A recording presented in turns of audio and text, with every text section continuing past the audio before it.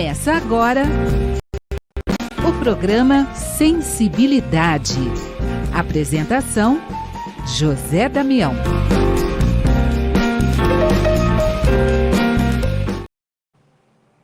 Alô, alô, alô, amigo ouvinte da Rede Boa Nova de Rádio, telespectador da TV Mundo Maior, os amigos que nos acompanham no YouTube, Tatiana Benites, gratidão, gratidão, gratidão. Estamos juntos em mais um programa Sensibilidade. No programa de hoje, nós vamos à cidade de Bebedouro, no interior do estado de São Paulo. Lá vamos conversar com Paulo Sampaio, e o Paulo Sampaio vai falar de bem-aventurados os aflitos.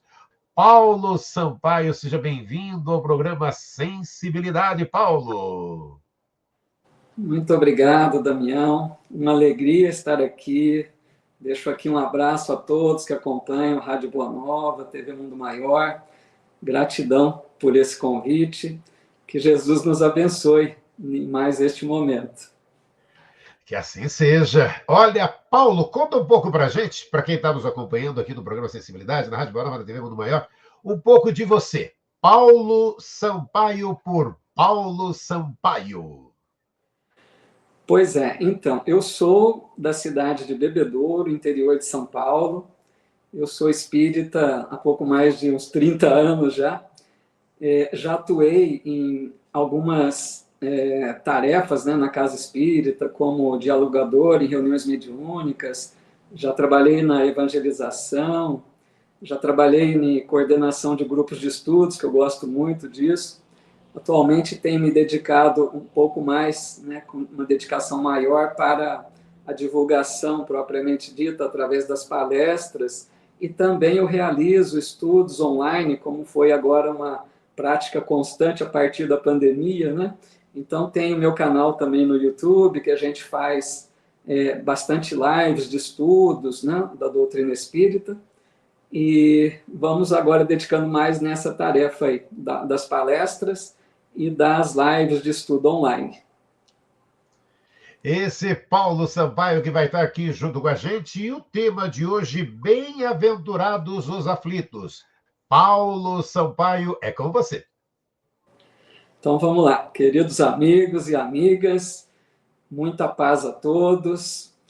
Essa reflexão que trazemos aqui, como o amigo Damião já adiantou, né, bem-aventurados os aflitos, nós nos baseamos principalmente no capítulo 5 do Evangelho segundo o Espiritismo, que é o capítulo mais extenso da obra, né? Nós percebemos que ali estão apresentadas muitas mensagens dos espíritos amigos, orientadores que trabalharam com Kardec, porque é fácil perceber, porque esse capítulo é o mais longo. Ele trata de algo que nos interessa a todos, sem exceção. Porque esse capítulo fala sobre a dor.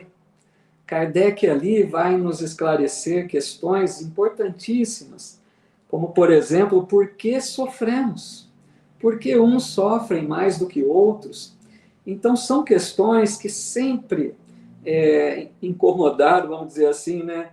Levaram preocupações aos pensadores, a toda a humanidade, buscando respostas para elas. Então, eu quero recordar aqui que no capítulo 5 do Evangelho segundo o Espiritismo, Bem-aventurados os aflitos, Kardec, logo de início, ele apresenta dois tópicos que são essenciais, né? Por isso que estão logo ali no início do capítulo. Que nesses dois tópicos, Kardec vai nos explicar sobre essa questão da causa, a causa das aflições, por que sofremos. Então ele apresenta causas atuais das aflições e causas anteriores das aflições. E é interessante, amigos, que Kardec diz que a maioria das nossas dores, elas provêm de causas da existência atual. Isso é interessante porque muitos de nós, principalmente os espíritas, né, a gente costuma dizer assim, o que será que eu fiz para merecer isso? Isso é karma, né? As pessoas costumam dizer assim, se reportando aquelas possibilidades das expiações, trazerem compromissos de existências passadas. Mas Kardec nos orienta que a maioria das nossas aflições provém de causas da existência atual. Então, é importante pensarmos nisso, até para que a gente faça uma retrospectiva da nossa vida. Analisemos melhor como nós temos vivido a nossa vida. Porque muitas vezes ainda há tempo de modificar condutas, transformar alguns hábitos, para que a gente evite de sofrer mais. Então, Kardec explica, nas causas atuais das aflições, que essas causas decorrem das nossas más escolhas. Veja que interessante isso. Por quê? Nós sabemos que a maioria de nós aqui encarnados, com raras exceções, somos espíritos daquela terceira ordem que Kardec bem estipula lá, ele detalha bem naquela parte do Livro dos Espíritos, chamada a escala espírita. Então, lá Kardec, sob o amparo da espiritualidade, eles propõem uma divisão em 3 ordens e 10 classes. Então, ele coloca, né, na base, na parte inferior da escala, os espíritos imperfeitos, que seríamos nós, com muitas imperfeições ainda a trabalhar. Na parte intermediária, os bons espíritos, né? E na parte de cima, os espíritos puros. Então, nós, como somos ainda daquela base, da parte mais inferior da escalada evolutiva, somos espíritos com muitas imperfeições. Nós percebemos isso. Por mais que a gente já tenha conquistado virtudes, isso é inegável, nós já temos um progresso, é visível isso, né? Se nos compararmos com épocas remotas aí do planeta, nem precisaríamos voltar muito na própria Idade Média, comparando com hoje, já percebemos muito progresso moral, intelectual, nem se diz. Mas ainda temos muitas coisas para trabalhar em nós. Então, diante disso, nós nem sempre fazemos boas escolhas, isso é lógico. E não fazendo boas escolhas, nós, muitas vezes, agimos de determinadas formas, escolhemos determinadas coisas que vão nos incomodar. É isso que é estranho. Nós escolhemos coisas que nos perturbarão, que nos trarão aflições. Por exemplo, nós cometemos muito excesso, né, de toda a ordem. Então, a gente tem excesso alimentar, excesso nas bebidas, né, dos alcoólicos, no cigarro, não só na parte material, né, física, mas também a nível de sentimentos. Quantas vezes nós nos desequilibramos com os sentimentos infelizes, muita tristeza exagerada, mágoas que carregamos. Então, esses comportamentos que não são muito bons, né, menos edificantes, eles vão trazer para nós consequências dolorosas. Muitas vezes vão surgir doenças até, e às vezes de graves proporções. E aí, quando surge a doença, às vezes a pessoa se questiona, né? Por que comigo? Por que Deus permitiu isso? Sem se dar conta de que é a própria pessoa a causadora daquele mal. Então, é nesse sentido que Kardec coloca causas atuais das aflições. Na maioria das vezes, somos nós mesmos os causadores das nossas aflições. E aí ele vai ainda citar outros exemplos, como pais que, quando seus filhos chegam à maioridade, por exemplo, se percebem que os filhos não correspondem às suas expectativas, filhos que não têm muita responsabilidade, filhos rebeldes, filhos que se envolvem com drogas. Então, Kardec coloca, ele nos leva a pensar, né, para esses pais especificamente. Recordem-se na época daquela primeira infância. Será que vocês ofertaram a educação necessária? Porque a educação, nós sabemos que é uma das missões mais importantes. E quantos pais, né, infelizmente, negligenciam essa missão, essa tarefa? Quantos pais que terceirizam a educação dos filhos, Kardec até diz, às vezes os pais preocupam-se mais em cuidar do seu jardim do que educar os filhos. E aí o que acontece? Quando, na idade, né, da maioridade, que eles esperam ali filhos agindo de uma forma coerente, né, e não veem isso, a quem culpar, senão a si próprios, que não se dedicaram à tarefa que tinham de grande importância. E assim Kardec também relaciona outras questões, como os relacionamentos, e aí vai, né? Que vale a pena muito ler mais profundamente esse capítulo. Porém, amigos, se por um lado nós podemos perceber claramente as causas das nossas dores aqui no momento presente, na atual existência, de outras vezes, diz Kardec, não encontraremos uma resposta, não encontraremos uma explicação para muitas aflições. Por exemplo, quanto que nós vemos, muitas vezes, pessoas boas, pessoas fraternas, pessoas responsáveis, que a gente admira pelo seu proceder e que muitas vezes, de uma hora para outra, se veem diante de grandes aflições, como, por exemplo, uma doença grave que surge na maturidade, do nada, né? Aí a pessoa pergunta, mas o que essa pessoa fez para merecer isso? Por que com ela, que é tão boa? Então são questões que realmente afligem a muitos, né? As pessoas não encontram resposta. Por que Deus permite justamente com essa pessoa tão boa? De repente, a pessoa perde, entre aspas, perde um filho em um acidente. São tragédias, fatalidades difíceis, né? Ainda mais com aquela pessoa que sabemos ser tão boa, né? Tão merecedora de coisas boas. Então, os espíritos vão orientar Kardec, quando a gente vê, por exemplo, lá no Livro dos Espíritos, questões 258, quando ele trata da escolha das provas, também lá na questão 851, quando trata de uma certa fatalidade, que às vezes parece que acontece na vida, os espíritos vão nos dizer que quando nós estamos na erraticidade, ou seja, no mundo espiritual, aguardando o momento da reencarnação, nós fazemos o que se chama o planejamento reencarnatório. Nós, auxiliados pelos espíritos amigos, pelos mentores, né, espirituais, nós vamos planejar a futura reencarnação. Então, naquele momento, antes da encarnação, a gente ali, muito bem assessorado por esses amigos espirituais, nós vamos mais ou menos, né, escolher aquilo que eles chamam gênero de provas. É lógico que não vai ser traçado tudo aquilo que viveremos, porque nós temos livre-arbítrio e modificamos as coisas de um momento para outro.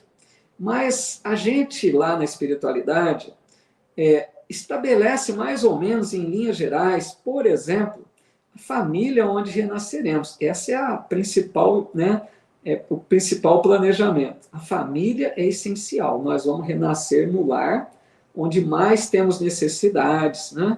Onde precisamos realmente nos reajustar. Lembrando que também no nosso lar virão conosco aquelas almas afins, espíritos com os quais temos bons relacionamentos de passado, mas também aqueles que em outras experiências passadas tivemos problemas, não nos entendemos muito bem, ficaram pendências, então voltamos para nos reajustar, para transformarmos sentimentos ruins em sentimentos melhores.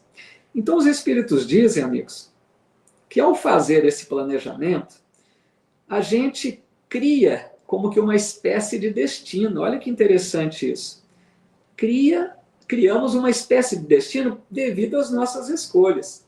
Então eles dizem uma certa fatalidade, e vejam bem que essa palavra precisa ter muito cuidado de usá-la, porque em doutrina espírita não há fatalidade no nível geral, né? Na generalidade não há fatalidade. Mas, eles dizem, no tocante às provas de natureza física, existe uma certa fatalidade. Uma certa fatalidade. Porque ao fazer a escolha, a gente sabe que muito provavelmente enfrentaremos aquela situação dolorosa. Não é 100% de certeza, porque as coisas podem se modificar. Mas existe uma probabilidade grande de sofrermos, por exemplo, a desencarnação de um filho de forma precipitada, uma doença que surge mais na idade avançada. Então, às vezes, isso pode ser consequência das atitudes das reencarnações passadas. É o que nós chamamos expiações. O que é uma expiação? É a consequência do mal praticado.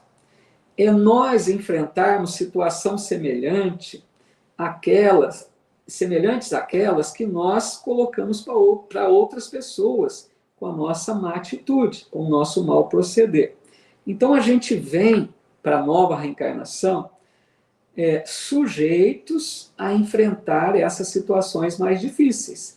Então, nesse caso, amigos, a explicação para as nossas aflições estaria lá no passado, né? Nas existências passadas, porque Deus é justo e jamais permitiria que nós sofrêssemos algo que não merecêssemos passar por aquilo, que nenhuma experiência pudesse nos acrescentar. Bom, mas depois que Kardec apresenta as causas atuais e causas anteriores das aflições, ele coloca, amigos, nesse capítulo 5, uma explicação muito interessante para a gente pensar. Porque ele diz assim: nem todo sofrimento denota a existência de uma falta. Muitas vezes são simples provas. Então, vejam que interessante isso. Nem sempre as nossas aflições do hoje serão decorrentes de atitudes equivocadas de nossa parte. Algumas vezes serão simples provas escolhidas por nós mesmos. Porque alguns espíritos mais determinados, mais corajosos, né, com mais lucidez espiritual, algumas vezes solicitam, então, certas experiências mais difíceis, sabendo que essas experiências podem proporcionar a eles avanço espiritual. Vão contribuir para que eles desenvolvam mais virtudes, né? A resignação, uma confiança maior em Deus. Então, com o seu bom proceder, eles podem dar bons exemplos para outros que convivem com eles. Então, essas provas, muitas vezes, são permitidas para a reencarnação. Ou seja, nós não fizemos nada para merecer aquilo. Nós simplesmente escolhemos aquela prova porque sabemos que, se bem enfrentarmos aquela prova, poderemos crescer espiritualmente, desenvolver virtudes, e assim isso contribui, né, para a elevação espiritual. Então, Kardec coloca uma frase muito interessante, que ele diz assim: a expiação serve sempre de prova, mas nem sempre a prova é expiação. Olha que interessante isso. Vamos pensar nessa frase. Imaginemos um espírito que traz para a nova reencarnação uma expiação, que já comentamos, né? Ele errou lá numa existência passada e ele vem para sofrer algo mais ou menos semelhante àquilo que ele fez, não como castigo, aí que é o interessante, não é uma punição, mas é no sentido de que ele experimente mais ou menos situação semelhante à que fez, para que ele compreenda que aquilo não é bom, para que ele evite de fazer de futuro aquela mesma atitude, né? Então vai trazer um aprendizado para o espírito, vai trazer a reeducação do espírito. Então imaginemos um espírito que traga uma expiação de uma existência passada. Vamos dar um exemplo para ficar bem claro. De repente o espírito errou de uma forma que ele virá para a reencarnação com uma limitação física. É apenas um exemplo, tá, amigos? E lembrando desde já que nem todas as limitações físicas são decorrentes de expiações, podem ser provas. Então, imaginando que esse espírito traga uma expiação no sentido de uma limitação física.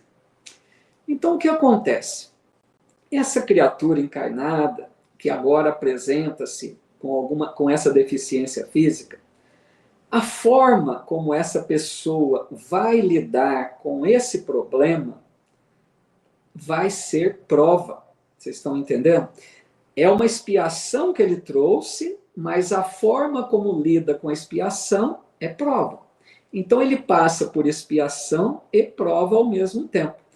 E aí nós veremos que a forma de agir pode variar muito. Nós veremos pessoas, como vemos muito na Terra hoje, pessoas com tantos problemas visíveis, né? Que dão um show de alegria, de felicidade, de paz consigo mesmas, né? Não se revoltam, não se desesperam. Aquelas pessoas que são exemplos de vida. Nós ficamos admirados, pessoas que não se rendem ao problema. Ao contrário, fazem daquele problema um motivo para viver ainda mais intensamente sua vida. Então, são aqueles que estão triunfando diante da prova também. Estão vencendo a expiação e vencendo a prova.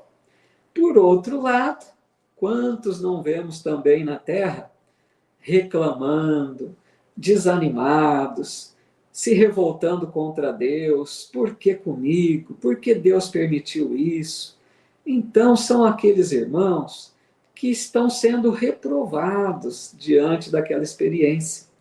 Então, a gente vê, nesse sentido, que a expiação vai servir de prova, né? Mas nem sempre a prova é expiação. Então, se a experiência que eles trazem para a existência é simples prova, não quer dizer que fez nada para merecer aquilo, mas também vão ser testados naquela experiência. Então, aqui, amigos, acho que fica um grande alerta para todos nós, que, conhecendo, né, da lei de causa e efeito, muitas vezes nós, quando observamos esses irmãos que trazem problemas muito visíveis, né, que nós percebemos ali alguma deficiência, alguma doença, alguma enfermidade mental, quando a gente percebe esses irmãos com essas, né, lutas, nós podemos ter um hábito muito infeliz de cairmos num julgamento precipitado, porque quantas pessoas dizem assim, ou pensam pelo menos, né? Pessoas pensam, o que será que essa pessoa fez para merecer isso? Pensando, né, que aquela pessoa é uma grande devedora. E nós estamos equivocados muitas vezes, porque, como vimos aqui, pode ser apenas prova e não expiação. Então, cuidado, né, com esses pensamentos, com esses julgamentos. Mas assim, amigos, a gente percebe que, de qualquer forma, infelizmente, muitas pessoas se revoltam realmente, se desesperam, blasfemam contra Deus, né, diante das suas lutas, das suas dores. Então, a gente vai entendendo que o maior problema realmente não está na circunstância difícil que a pessoa enfrenta. O maior problema não é a própria dor, mas a forma como lidamos com aquela situação difícil. Esse é o maior problema. Como acabamos de dizer, né? Se vamos enfrentá-lo com coragem, com resignação, ou se vamos nos revoltar, desesperar. Então, é aquela ideia, né? A dor é inevitável, mas o sofrimento é opcional. Porque a dor, muitas vezes, vai bater a nossa porta, decorrente, né, das nossas necessidades espirituais. Mas a forma como lidaremos com essa dor é a questão do sofrimento. A gente pode potencializar a dor, né, trazendo sofrimentos exagerados, ou lidarmos de uma forma tranquila com aquela experiência. Nesse sentido, amigos, eu me recordei, quando preparava essa reflexão, de uma mensagem do Espírito Lázaro, que está em outro capítulo do Evangelho segundo o Espiritismo, agora no capítulo 9. E Lázaro apresenta uma mensagem muito interessante chamada obediência e resignação. Tem tudo a ver com isso que estamos meditando aqui hoje. E o Espírito Lázaro diz assim: a obediência é o consentimento da razão. A resignação é o consentimento do coração. Forças ativas ambas, porquanto carregam o fardo das provações que a revolta insensata deixa cair. Olha que pensamento belo, né? Interessante. Porque obediência e resignação são duas qualidades morais, duas virtudes que deveríamos buscar para enfrentarmos esses momentos difíceis de nossa vida. Obediência, resignação. Obediência, amigos, no sentido de obedecer às leis divinas que Deus criou para a nossa felicidade, como diz a questão 614 do Livro dos Espíritos. Deus criou leis para a nossa felicidade. Se nós soubermos viver, quanto mais soubermos viver de acordo com essas leis, mais felicidade e menos dores. Então, obediência seria essencial. Mas nós sabemos quanto ainda somos rebeldes para com essas leis divinas. Por isso que Jesus, o Espírito puro, o Cristo, né, que veio até nós, ele dizia sempre: eu faço a vontade do Pai. E o que é fazer a vontade do Pai? Senão acatar suas leis, viver de acordo com essas leis. E essas leis de Deus, sabemos que estão em nossa consciência, como também diz o Livro dos Espíritos. Mas elas estão muito bem explicitadas, tanto no Livro dos Espíritos, na terceira parte, as leis morais, como principalmente no Evangelho de Jesus. O Evangelho, amigos, que deve ser o nosso roteiro de vida. Quanto que nós precisamos trazer as lições do Cristo para a nossa vida. Então, esse é o caminho. Obediência. Pensemos nisso. Dá para a gente mudar muitas coisas. Se até hoje temos sido ainda negligentes com essas leis, busquemos dar uma atenção maior. Estudemos o Evangelho, estudemos a doutrina espírita, busquemos nos adaptar mais a essas leis para que a gente seja mais feliz e sofra menos. Então ele diz obediência e resignação. Resignação no sentido, amigos, de uma aceitação. Vejam bem, nós devemos fazer tudo o que está ao nosso alcance para aliviar a situação difícil que nós passamos. Não é para a gente sofrer por sofrer. Deus não quer a dor, mas a dor às vezes é necessária como um processo reeducativo, né? Então, diante de uma aflição, qualquer seja ela, a nossa postura deve ser de buscar melhoras, buscar uma condição melhor diante daquela aflição. Não é para ficar sofrendo. Eu preciso sofrer, eu vou sofrer. Não. Busquemos situação melhor. Mas, se apesar de todo o nosso esforço, aquela situação não se melhora, não se modifica, aí cabe, amigos, a resignação. O que seria, então? Aceitar aquilo que não é possível modificar. Tem até uma oração da serenidade que fala nesse sentido. Aí caberia essa aceitação diante de uma situação que precisamos enfrentar para tirar lições, aprendizado. Então aí caberia a resignação, a confiança em Deus, entender que Deus não permitiria aquela dor se não nos fosse necessária. Entendermos aquela dor como oportunidade de aprendizado, né, de renovação moral, de de desenvolver virtudes, então aí então seria a resignação. Lembremos sempre disso, amigos. Buscarmos essa obediência maior às leis divinas e também essa resignação, né? Essa aceitação ativa. Então a gente percebe que os bem-aventurados são aqueles que mostram sua fé, sua perseverança.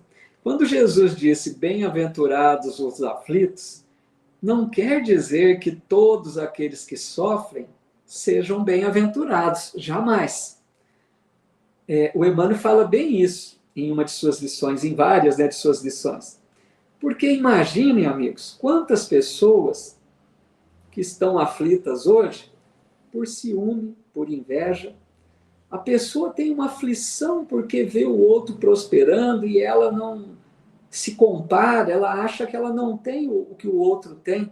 Então ela fica aflita pela inveja. Como que esse poderia ser um bem-aventurado, né? Então nem todos aflitos serão esses bem-aventurados que o Cristo prometeu, né? Que serão consolados. Então, os bem-aventurados serão aqueles que mostram realmente sua fé, sua perseverança, sua confiança em Deus. E um grande exemplo desses bem-aventurados, lembrando rapidamente, foi aquele tão conhecido no meio espírita, Jerônimo Mendonça, ficou conhecido como Gigante Deitado. Lembrando rapidamente de sua história, Jerônimo Mendonça, quando jovem, era um jovem atlético, forte, saudável, mas que desde cedo começou a perder os movimentos do seu corpo. Ele foi paralisando o corpo, seu corpo foi paralisando a tal ponto de que ele se viu preso a um leito, a uma cama, sem mover nada do corpo. Ele movia apenas os olhos e a boca. E ainda teve problemas cardíacos, perdeu a visão. Era aquela pessoa que teria tudo, né, para reclamar da vida. E certa feita, Jerônimo visita Chico Xavier, levado por amigos para ajudá-lo em um problema que ele enfrentava. E o Chico, depois de ajudá-lo, diz a ele: meu filho, vença o coitadinho, porque ele tinha um problema que ele tinha muita dó de si mesmo. E isso aí acarretava problemas para Jerônimo. Diante da sua dor, ele sentia, né? Ele via que as pessoas tinham piedade dele, ele sentia muita dó de si mesmo. Então Chico diz a ele: meu amigo, vença o coitadinho. Não deixe que as pessoas sintam pena de você. Seja mais alegre, brinque, cante, né? Confie em Deus. E a partir desse dia, amigos, Jerônimo deu uma guinada em sua vida. Ele, a partir dali, começou a fazer palestras espíritas. Ele era levado, né, com auxílio de amigos, em sua maca. Levavam sua maca até a casa espírita e ele falava deitado do amor pela vida. Vejam que exemplo. Esse é um dos maiores exemplos, e tantos outros, né, que conhecemos, daquelas pessoas que são realmente os bem-aventurados, que transformam a oportunidade difícil em bênção para o espírito, em luz para o espírito. Então eu quero aqui recordar agora de uma mensagem que Emmanuel apresenta no livro Pão Nosso, a mensagem 130, que ele comenta aquela frase que Jesus disse: tomai sobre vós o meu jugo, e aprendei de mim, que sou manso e humilde de coração, e encontrareis descanso para vossas almas. Então ele comenta assim: dirigiu-se Jesus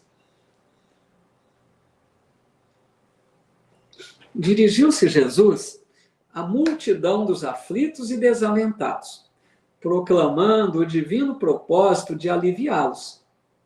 Compacta, porém, é a turba de desesperados e oprimidos da terra, não obstante o amorável convite. Então, o que ele quer dizer com isso? Jesus nos convida a todos para buscarmos nele o consolo, o alívio, através do seu evangelho.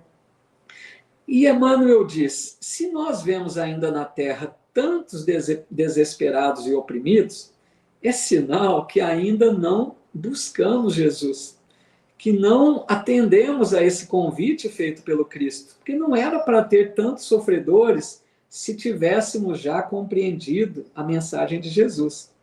Aí ele explica, é que o Mestre, no vinde a mim, espera naturalmente que as almas inquietas e tristes o procurem para a aquisição do ensinamento divino. Mas nem todos os aflitos pretendem renunciar ao objeto de suas desesperações e nem todos os tristes querem fugir à sombra para o encontro com a luz. Olha que interessante isso, amigos. Jesus, então, espera que a gente vá até ele, ou seja, ele espera que nós tenhamos a iniciativa de buscar os seus ensinos no Evangelho, que a gente procure se esforçar para viver o quanto mais pudermos de acordo com os seus ensinamentos, que a gente faça um esforço para perdoar mais, para tolerar um pouco mais, para sermos mais fraternos, ou seja, o convite está feito, a lição está ofertada a todos nós, mas ele espera um movimento de nossa parte. E Emmanuel está dizendo, né, que nem todos os aflitos pretendem renunciar àquilo que buscam, ou seja, muitos de nós ainda preferimos manter os velhos hábitos, as velhas atitudes equivocadas, tudo aquilo que nós buscamos, que pensamos trazer alegria, prazeres, euforia, mas que, na verdade, são escolhas muito lamentáveis que fazemos, que nos comprometem, que nos deixam aflitos. Então, Emmanuel conclui dizendo, onde estão os aflitos da terra, que pretendem trocar o cativeiro das próprias paixões pelo jugo suave de Jesus Cristo? Então, amigos, onde estão, né? Será que não tem aqueles que já percebem, que já se cansaram de tantas escolhas equivocadas, que já se cansaram de tantas buscas, né, menos edificantes, comprometedoras, que tiram a paz da alma? Onde estão aqueles que já conseguem entender que Jesus é o caminho, é a verdade, é a vida? Então, nós estamos recebendo muitos convites, muitos apelos para que a gente busque mais o Cristo, busque mais o seu Evangelho. E para a gente encerrar, então, essa reflexão, mais uma vez o professor Emmanuel, numa mensagem chamada Não te entregues à dor. E aqui nessa mensagem, que eu vou ler apenas um trechinho, o Emmanuel vai como que nos dar algumas orientações, como se fossem conselhos para um melhor proceder diante da situação difícil. Então ele diz assim, se a dor te visita o coração, improvisando tempestades de lágrimas em teu campo interior, não te confies ao incêndio do desespero, nem ao gelo da lamentação. Olha que interessante, ele fala em desespero e lamentação. Ele compara, amigos, o desespero com um incêndio. Porque o incêndio realmente é assim, né? Em pouco tempo toma graves proporções, vai destruindo tudo rapidamente. Assim é o desespero quando nós permitimos que tome conta de nós. O desespero vai nos transformando rápido, fazendo com que a gente perca o controle sobre nossas emoções, vamos ficando, né, desequilibrados, sofrendo muito mais diante do problema. Então, evitar o desespero, primeiro ponto. E ele compara lamentação com o gelo. Eu penso que porque, diante da lamentação, é como se nós esfriássemos os nossos sentimentos, como se nós nos afastássemos do Criador, diante da nossa rebeldia, né, da nossa lamentação. Então, o que a gente compreende? Que a doutrina espírita não retira a nossa dor. Isso é importante. Porque não é porque nós somos espíritas, porque nós nos dedicamos ao trabalho na casa espírita, que não enfrentaremos a dor. Não, não é isso. O espiritismo não retira a nossa dor. Mas o que ele contribui? Ele nos ajuda a evitar o desespero e a lamentação. Porque a partir do momento que compreendemos a justiça divina, a infinita misericórdia de Deus, quando nós compreendemos, por exemplo, que os nossos entes queridos que desencarnam precipitadamente não morrem, o espírito está vivo, muito mais vivo do que antes, que um dia nos reencontraremos. Quando compreendemos que as nossas dores não são castigo, não são acaso, mas são necessidades que, se bem enfrentadas, muito contribuirão para nosso progresso espiritual. Se tudo isso começamos a compreender com a doutrina espírita, com certeza evitaremos, né, o desespero e também a lamentação. E o Emmanuel encerra dizendo: recorda o tesouro do tempo, retira-te da amargura que te ocupa indebitamente e trabalha servindo. O trabalho é um refúgio contra as aflições que dominam a alma. O serviço aos semelhantes gera valoroso otimismo. Então, aqui nesse ponto, amigos, pode parecer um pouco estranho, né? A pessoa pode dizer assim: mas bem nesse momento da vida que eu estou sofrendo tanto, eu vou ter que ajudar alguém ainda? E é interessante que todos os benfeitores espirituais sinalizam nesse sentido de que o trabalho é uma bênção, o trabalho no bem. Quando a gente tira um pouco o foco de nós mesmos e começamos a enxergar um pouco mais a necessidade do semelhante, isso vai nos ajudar a amenizar as nossas dores. Eu me recordo que sempre Chico Xavier, Divaldo Franco, sempre diziam que naqueles momentos mais difíceis da vida, quando enfrentavam provas mais ásperas, eles diziam que seus mentores espirituais aconselhavam a eles a visitar os lugares, né, mais carentes, os doentes, e eles percebiam que no contato, né, com aquelas dores, auxiliando aqueles que mais sofriam, eles percebiam que esqueciam dos seus problemas. Então era dando que se recebe, é como diz a oração, né, de Francisco de Assis. E o Emmanuel, nesse sentido, tem uma frase que gosto muito, que ele diz assim: o próximo é nossa ponte de ligação com Deus. Que bonito, né? É através do outro que nós chegaremos a Deus. Sozinho não chegaremos. É nessa troca, nessa convivência, nos ajudando mutuamente, que caminharemos juntos até Deus. Portanto, amigos e amigas, diante daqueles momentos mais difíceis da nossa vida, quando a gente percebe que parece que a cruz está mais pesada, busquemos em Jesus a força necessária.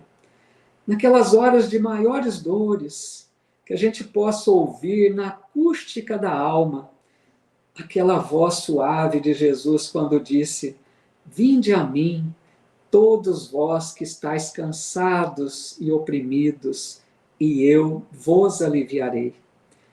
Que nós busquemos mais Jesus, para que encontremos mais paz e menos aflições em nossa vida.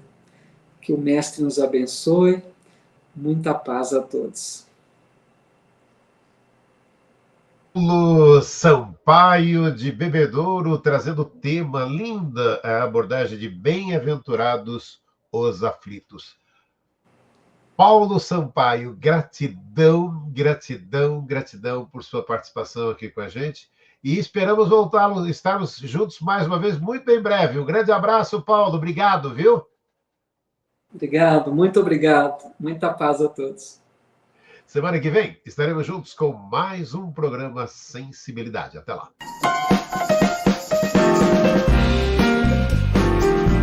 Você ouviu o programa Sensibilidade.